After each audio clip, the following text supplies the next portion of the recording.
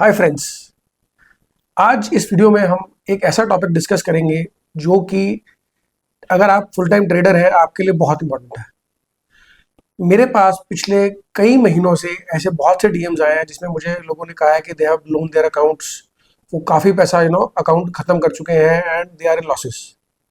तो इसका मतलब कहीं ना कहीं अगर आपके पास स्ट्रैटेजी है, आपके पास ट्रेडिंग साइकोलॉजी है, लेकिन अगर आपके पास रिस्क मैनेजमेंट या मनी मैनेजमेंट टेक्निक्स नहीं है, अगर आपको नहीं पता कि आपको कितना पोजीशन साइज करना है, आपको कितना रिस्क लेना है पर ट्रेड, तो अगर आपके पास कितनी अच्छी स्ट्रैटेजी हो, आप you are meant to loose.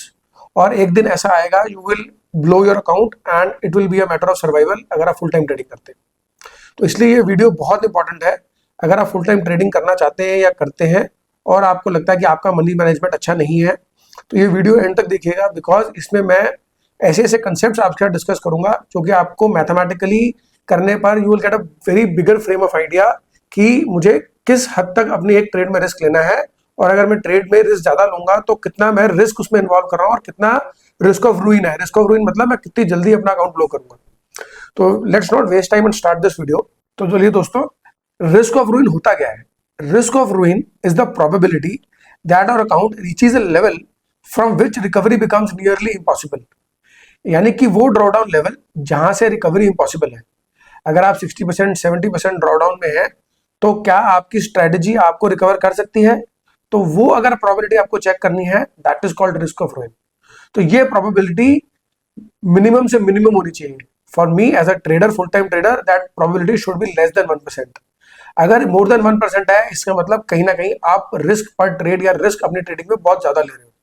तो हम आगे एग्जांपल से समझेंगे। This was just for your reference कि रिस्क ऑफ रूइन होता क्या है। तो आपके पास एक प्रॉफिटेबल स्ट्रैटेजी हो सकती है, लेकिन फिर भी आप अपना सारा कैपिटल लूज कर सकते हो। तो रीजन यहाँ पे सिंपल है, पुअर मनी मैनेजमेंट।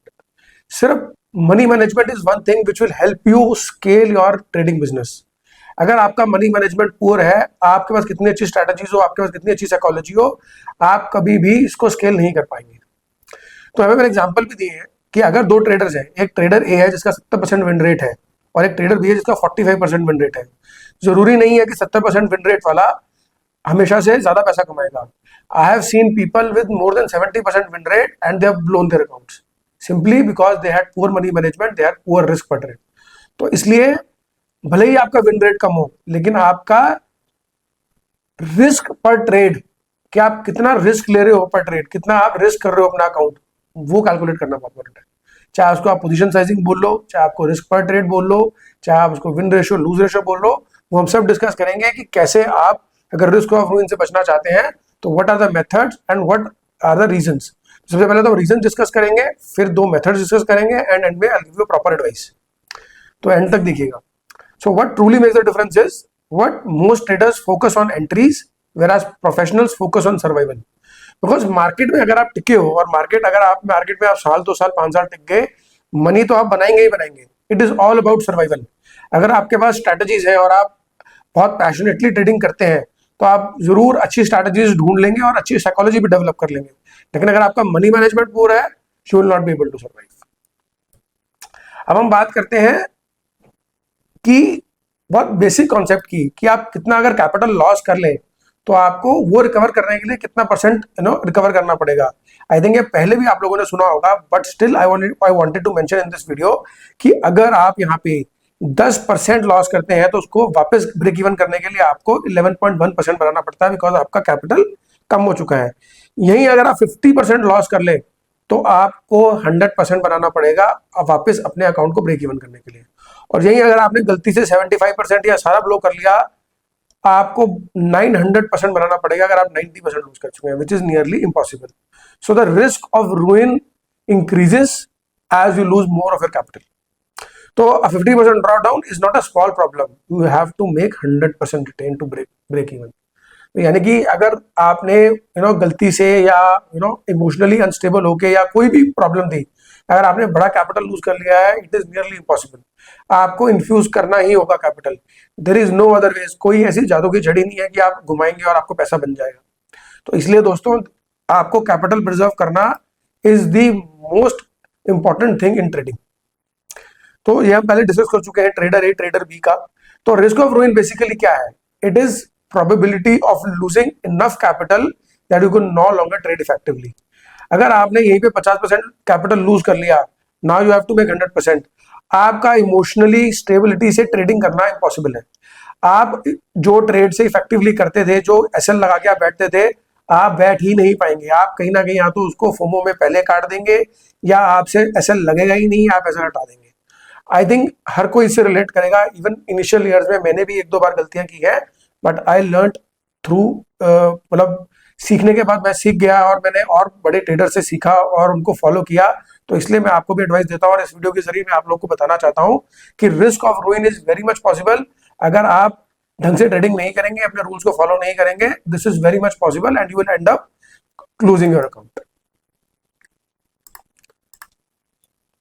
तो हम रीजंस, कॉमन रीजन समझते हैं। I think most of you will be aware of this reasons and आप एग्री भी करेंगे। The reality is most traders don't blow up because they lack a strategy. They blow up because poor risk management. So money management and risk management go hand in hand. अगर ये strategy के साथ good strategy आपके पास है और अगर ये नहीं है तो आप कभी भी स्केल अप नहीं कर पाएंगे। And what are the common reasons?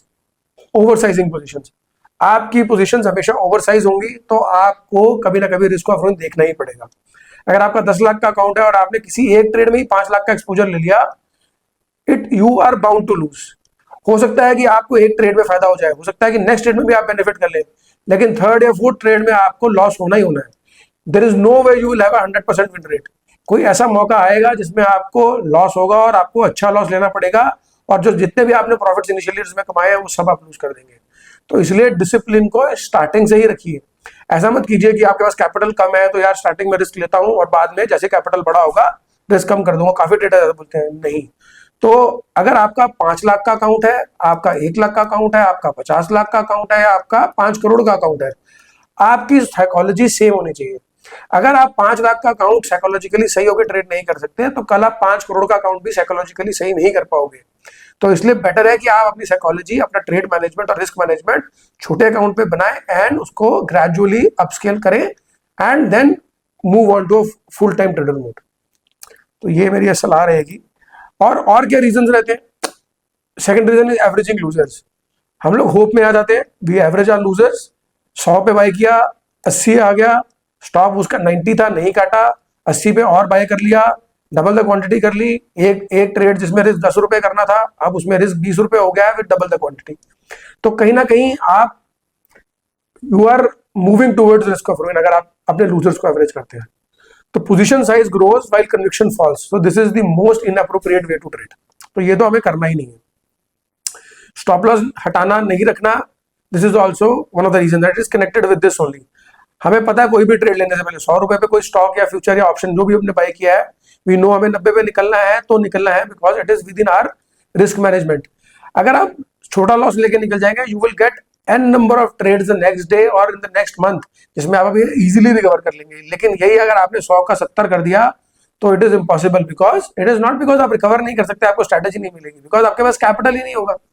Capital ही नहीं होगा, आप रिकवर कहां से करोगे? आपके पास ट्रेड लेने के लिए पैसे ही नहीं बचेंगे। तो इसलिए कैपिटल तो वो चीज है जो आपको हमेशा प्रिजर्व करनी है, इसलिए सर्वाइवल को ही ध्यान में रखना। And the last problem which I see which is most common nowadays is leverage. ऐसा नहीं है कि लेवरेज बैड है, leverage is a double aged sword. वो दो धारी तलवार है। लेवरेज आपको पैसा भी बहुत बना के देगी और लेवरेज आपको लॉस भी बहुत करके देगी अगर आप इमेच्योरली ट्रेड करेंगे। फ्यूचर्स, ऑप्शंस और मार्जिन ट्रेडिंग ये सब लेवरेज हेल्प करते हैं। Options and futures are a very leverage instrument. अगर आप ऑप्शन सेलिंग करते हैं और आपने एक लॉट निफ्टी का 1.5 लाख में बेचा है, आप ये मत सोचिए कि आपका 1.5 लाख रुपए लगा है, आप सोचिए कि आपका 15 से 20 लाख रुपए का एक्सपोजर है, बिकॉज एक निफ्टी का लॉट 65 इंटू अगर आज निफ्टी 25,000 के भाव से चल रही है, it is almost 15 lakh rupees. तो आपने 15 लाख रुपए का एक लॉट बेचा है, वो तो आपको ब्रोकर या मार्केट ने आपको बेनिफिट दिया कि आप इसको 1.5 लाख रुपए में कर सकते हैं, लेकिन आपका एक्सपोजर यहाँ पे 15 लाख का है। तो आप ये मान के चलिए कि यू आर लेवरेज्ड। और अगर आप लेवरेज में भी और रिस्क लेंगे और रिस्क मैनेजमेंट फॉलो नहीं करेंगे, आपके लॉसेज इतनी जल्दी मल्टीप्लाई होंगे कि आपको पता भी नहीं चलेगा। तो the simple thing is here is कि हमें रिस्क ऑफ रूइन को समझना है, अपनी ट्रेडिंग में उसको अप्लाई करना है कुछ रूल्स बनाने हैं एंड उनको फॉलो करना है, और ये जो सारी गलतियां मैंने बताई इनको अवॉइड करना है किसी भी कीमत पे। नेक्स्ट हम बात करते हैं मैथमेटिक्स और सर्वाइवल की, कि व्हाई इट इज इंपॉर्टेंट, कि हमें रिस्क पर ट्रेड को छोटा रखना क्यों इंपॉर्टेंट है वो समझते हैं through an example of coin toss. ये सबने किया होगा, हम लोग सब कॉइन टॉस बचपन में करते थे, हेड्स एंड टेल्स। तो इसमें प्रोबेबिलिटी सबको पता है कि हेड्स आने की प्रोबेबिलिटी भी 50% है और टेल्स आने की प्रोबेबिलिटी भी 50% है। तो देयर इज अ प्रोबेबिलिटी कि यहाँ पे मुझे, अगर मैंने सिक्का उछाला है तो या तो हेड्स आएगा उसको भी 50% प्रोबेबिलिटी है, टेल्स आएगा उसकी भी 50% प्रोबेबिलिटी है। तो अब दो ट्रेडर्स है, एक ट्रेडर ए है और एक ट्रेडर बी है। ट्रेडर ए के पास जितना कैपिटल है वो हर कॉइन की हर टॉस पे ही इज रिस्किंग 20% पर ट्रेड, और ट्रेडर भी थोड़ा बहुत ही ज्यादा कंजर्वेटिव है, इज जस्ट रिस्किंग 2% पर ट्रेड। तो आप सोचिए अगर ट्रेडर ए की या ट्रेडर बी की 5 कंसेक्यूटिव लॉसेज हो जाए तो व्हाट विल हैपन। अगर ट्रेडर ए का 5 कंसेक्यूटिव लॉसेज हो जाए और वो 20% रिस्क कर रहा है, his money in the 5 trades will come to 33 rupees. अगर वो 100 रुपए से स्टार्ट कर रहा है, वो 5 कंसेक्यूटिव लॉसेज के बाद 33 रुपए पे आ जाएगा। He has destroyed 67% of its capital सिर्फ 5 ट्रेड्स में। वेरस ट्रेडर बी जो थोड़ा कंजर्वेटिव था, उसने सिर्फ 2% रिस्क लिया था, वो 100 रुपए का कैपिटल पे फिर भी 90 पे ही होगा and he is still fully alive and ready to take next trade. Whereas इसके पास 90 रुपए होंगे नेक्स्ट ट्रेड लेने के लिए, इसके पास केवल 33 रुपए। अगर इसका रिस्क रिवॉर्ड 2:6 भी है, मैं बोलता हूँ 2% लेने के बाद अगर 6% भी एम कर रहा है, अगर 6 ट्रेड में उसको 6% आ गया तो 90 रुपए पे अगर उसने ट्रेड किया है, already in one trade he will be sitting at 96 rupees या 95 rupees. Whereas he will be sitting at, अगर उसको 6% आ भी जाता है, मैं बोलता हूँ 20% रिस्क किया, और अगर वो बड़ा एम करता है, अगर वो मैं बोलता हूँ चलो 20% के साथ वो 30% या 40% भी कमा लेता है, तो 40% ऑफ 30% 33 इज 12 रुपीज, यानी कि वो 45 पे ही आएगा। Now who is better, despite having bigger absolute numbers, he is still sitting at 45 in 6 trade and he is sitting at 96। Who is better? Obviously trader B. तो आपको ट्रेडर बी बनना है, ना कि ट्रेडर ए। तो आपको ध्यान ही पूरा कैपिटल प्रिजर्वेशन पे होना चाहिए। It is a simplistic way to understand this कि हमें रिस्क पर ट्रेड स्मॉल रखना है। और भी नुएंसेस होते हैं ट्रेडिंग में, like diversification, non correlated strategies, और बहुत सारी चीजें होती है जिसमें आप पर ट्रेड रिस्क लेते हो, बहुत कैलकुलेट करते हो, बहुत डीप में जाते हो, लेकिन एट द एंड लॉजिक सबका सेम रही रहता है कि आप एक ट्रेड में ज्यादा रिस्क नहीं ले सकते, बिकॉज अगर 5 कॉन्सेक्यूटिव लॉसेज हो गई तो आप ऑलरेडी 67% अपना कैपिटल डिस्ट्रॉय कर चुके हो and you are out of the game. Whereas by keeping small risk per trade, you are still in the game and you can easily make back that money in the next 2-3 trades. तो इसलिए दोस्तों ध्यान रखिएगा कि why this concept is important. तो lesson इसमें यही है, the market cannot kill you and the market will never kill anybody. It is your own position sizing that will kill you. It is your own poor risk management and trade management and money management that will kill you. तो इसलिए आपको इस बात का ध्यान रखना है and you have to be in the game अगर आप यहाँ पे फुल टाइम ट्रेडिंग करने आए हैं। अब हम थोड़ा सा रिस्क ऑफ रूइन की कैलकुलेशन समझ लेते हैं। ये हमने थोड़ा सा थ्योरेटिकली समझ लिया कि कैसे है। अगर आप रिस्क ऑफ रूइन कैलकुलेट करना चाहते हैं कि आपका रिस्क ऑफ रूइन कितना है जो आपकी करंट स्ट्रैटेजी है, तो आपके पास डेटा होना चाहिए कि जितनी भी आप, अगर आप जर्नल बनाते हैं तो it will be easier for you to benefit, या आपको स्ट्रैटेजी कर रहे हैं तो आप इसको बैक टेस्ट अगर करते हैं तो आप वहां से उठा के टेस्ट कर सकते हैं कि रिस्क ऑफ रूइन कितना है।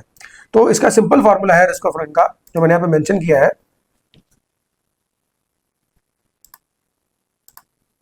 तो इसका फॉर्मूला है 1 माइनस डब्ल्यू माइनस एल, ये क्लोज है, 1 minus W minus L divided by 1 plus W minus L raise to this को whole square raise to the power N.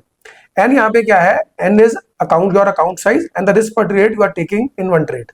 तो यहाँ पे एन यूनिट्स मैंने 20 रखे हैं। अगर आपका अकाउंट साइज 1 लाख रुपए का है for example, and you are risking 5000 rupees in a trade, that means you have 20 times you can risk your money. आप मिनिमम 20 ट्रेड्स तो ले ही सकते हैं। अगर आप एक ट्रेड में 5000 रुपए रिस्क करते हैं एंड 1 लाख रुपए का आपका कैपिटल है, तो for you N is 20।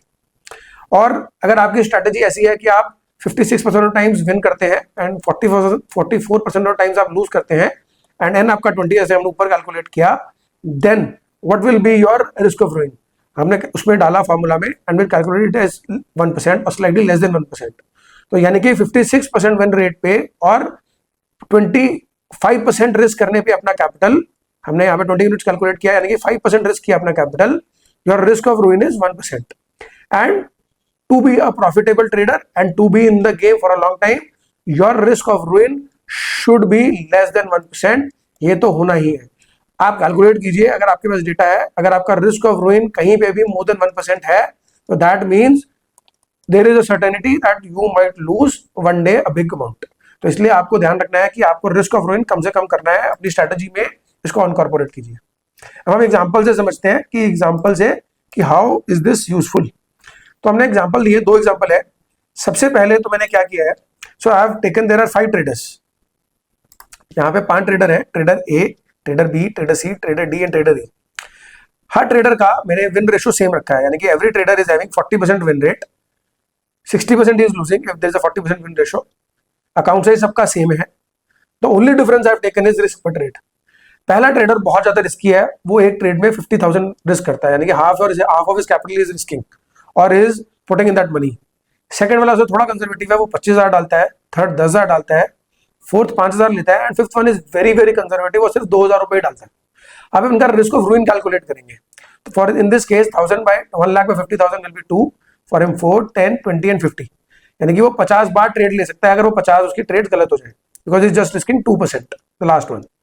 And the risk of ruin will B obviously calculated. The risk of ruin will be very high for trader A because he is risking half of his capital in just one trade. उसके लिए उसका risk of ruin is 45%, it is very high. तो इसका ruin होना तय है. Trader A को तो ruin होना ही होना है, ट्रेडर B का भी होना ही है, बट इसको थोड़ा सा समय लगेगा because he is risking 25,000, still giving some time, but still the 19% risk of ruin is very high. Trader C ने कम किया है, still more than 1%, 1.73% फिर भी हाई है. And for trader D and D 0.03 and इसके लिए बहुत.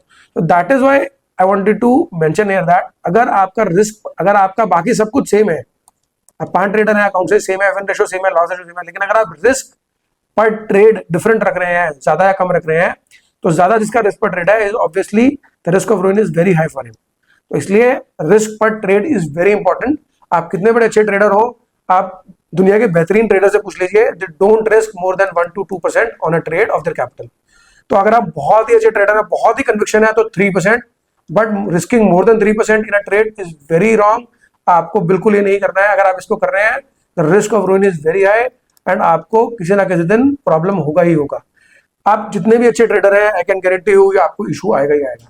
तो इसलिए दोस्तों रिस्क ऑफ रुइन को कंट्रोल में रखें, रिस्क पर ट्रेड को कंट्रोल में रखें. आपके साइकोलॉजी को बी योरसेल्फ इन कंट्रोल. तो कभी भी ग्रीड में ना आए. It is only the greed that is asking trader A to put in this much amount of money. इसको ग्रीड है, लेकिन ही नोज कि what is the kind of risk he is taking. तो इसलिए ये बात समझना ही उतनी इंपॉर्टेंस है कि आपको रिस्क पर ट्रेड कम रखना है. तो that is what I mention, like lower risk पर trade and higher reward ratios increases your chance of long term survival. तो अगर आपका रिस्क पर ट्रेड कम है, रिस्क टू रिवॉर्ड रेशियो ज्यादा है, तो chances of long term survival are very high. अब सेकंड एग्जांपल पे चलते हैं. हमने इसमें क्या किया है, so what have we done in this is, तो we have kept the same traders, the account size is same. Now we have kept the risk per trade common, and सबका common हो गया because risk per trade common है, account size common है. Now what we are doing is we are increasing the win ratio in from A to E, यानी कि A का win ratio 50% है and E का ratio 65% है, accordingly यहाँ पे बढ़ रहा है win ratio. तो अभी उस केस में क्या होगा, अगर आपका win ratio 50-50 है और आपका risk per trade 10,000 है, 10N है, तब भी आपका risk of ruin 100% है, because your win ratio is very less as compared to the risk per trade.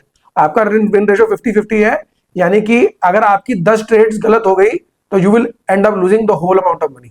तो इसका आपका risk of ruin यहाँ पे बहुत हाई है. अगर आपका win ratio कम है, less than 50% है, तो कभी भी आप इतना बड़ा रिस्क मत लीजिए. 10% रिस्क कभी भी नहीं लेना है अगर आपका win ratio कम. यही आपका win ratio जब 65% हो जाता है and the loss ratio is 35%, you are risking the same amount, you are risking 10%. आपका रिस्क ऑफ रूइन बिकम्स 0.2%. तो सिंपल सा कॉन्सेप्ट है कि अगर आपकी स्ट्रेटेजी का विन रेट अच्छा है, इट्स मोर देन 60 to 70%, हो सकता है वहां पे make sense to increase your risk पर ट्रेड. आप वहां पे 2000 की बजाय आप 4000 5000 कर लीजिए. लेकिन अगर आपका विन रेशियो अच्छा नहीं है, never risk more than that, because risk of ruin is very high. So increasing your win rate lowers the risk of ruin even with the same risk पर ट्रेड। तो इसलिए अगर आपको रिस्क लेना ही है तो increase your win ratio, that will only come with finding good amount of trades and finding trades that has a more win ratio than loss ratio. तो ये मैथमेटिकली कॉन्सेप्ट है कि आपको किस स्ट्रैटेजी में कितना रिस्क लेना है। अगर आपका विन रेशियो अच्छा है तो आप रिस्क ज्यादा ले सकते हैं as compare to the one जिसका विन रेशियो कम है। तो ये आप ध्यान में रखिए and this is a very good concept. दो सिंपल लगेगा लेकिन अगर आप इसको इनकॉर्पोरेट करेंगे दोनों कॉन्सेप्ट्स को अपनी स्ट्रैटेजीज में और उसको अकॉर्डिंगली डालेंगे अपनी ट्रेडिंग के दौरान, आपको यूज करेंगे तो it will be of immense helpful to you and you will understand कि रिस्क ऑफ रूइन कितना इंपॉर्टेंट है।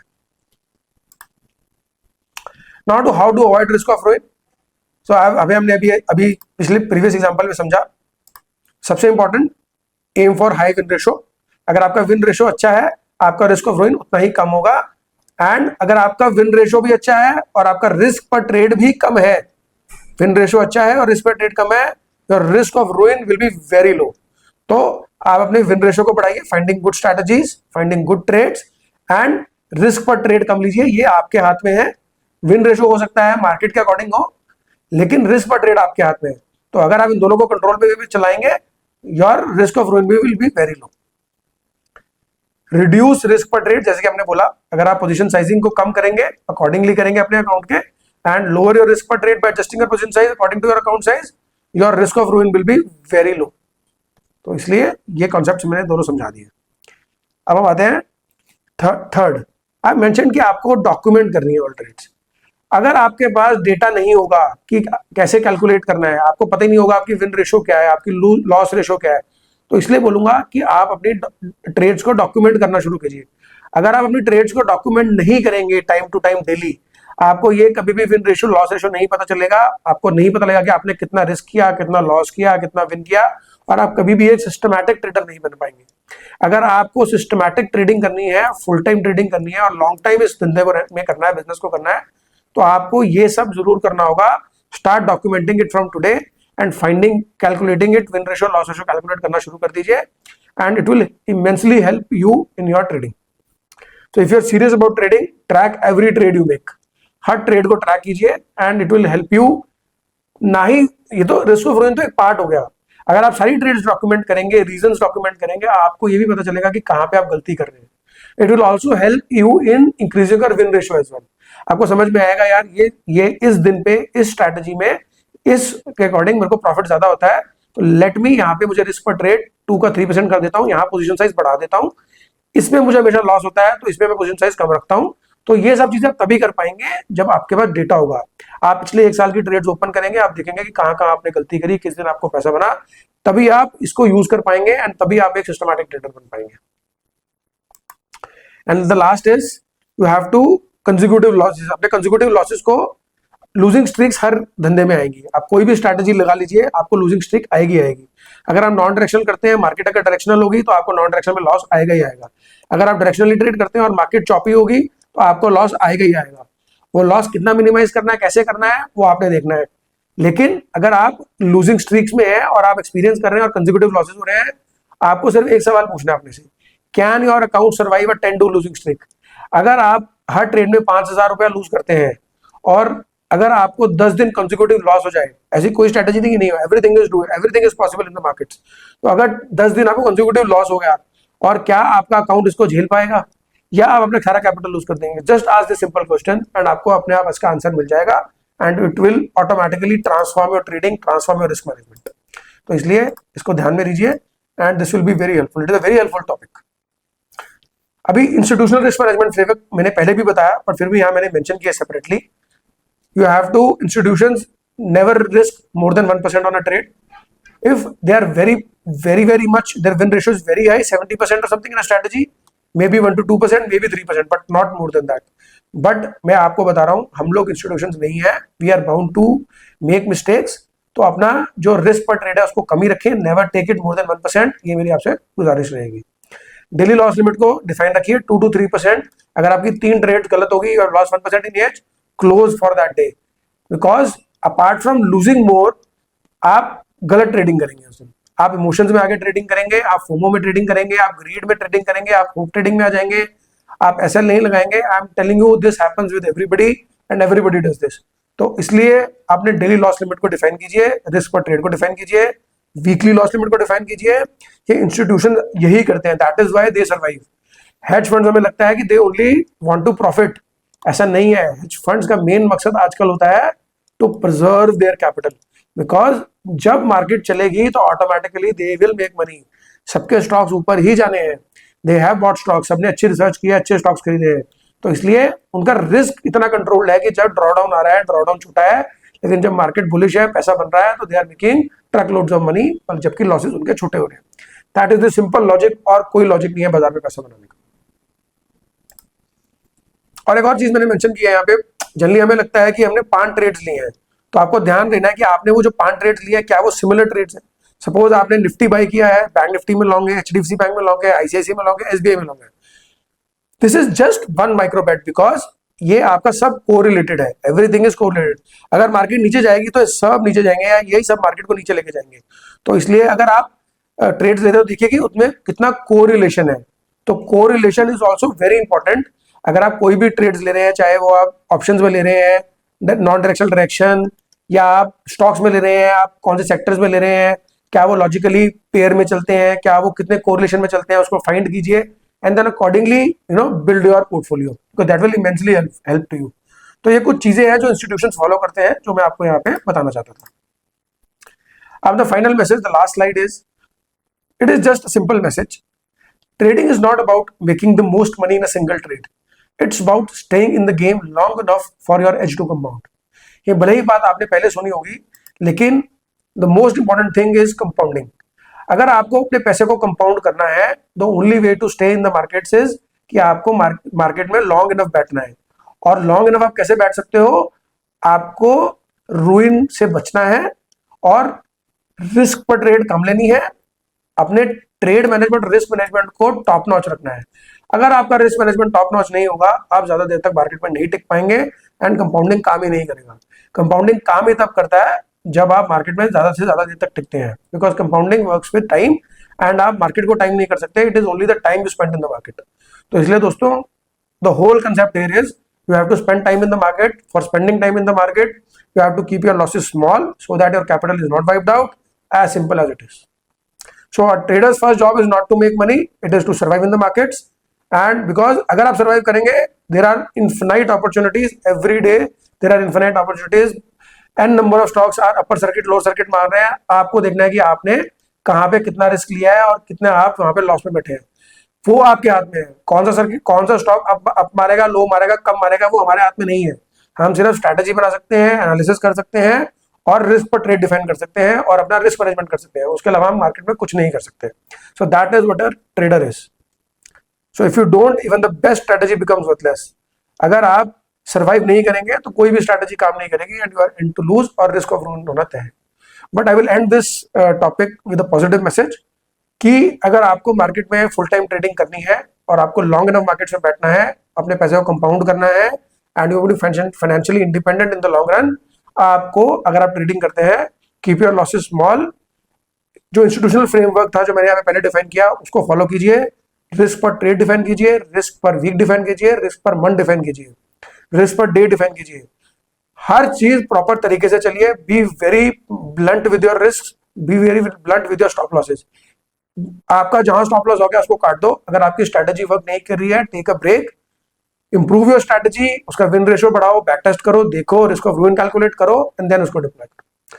तो दोस्तों, यही था इस वीडियो में। मैं इस वीडियो में यही बताना चाहता था कि why, how risk of ruin is so important, and how you can also deploy this strategy और this topic in your trading and become a full time trader and compound your wealth in the coming times. So thank you for watching my video. अगर आपको ये video अच्छी लगी हो, please do like, share and subscribe, and please be with me. हम लोग जल्दी next video में मिलेंगे। Thank you.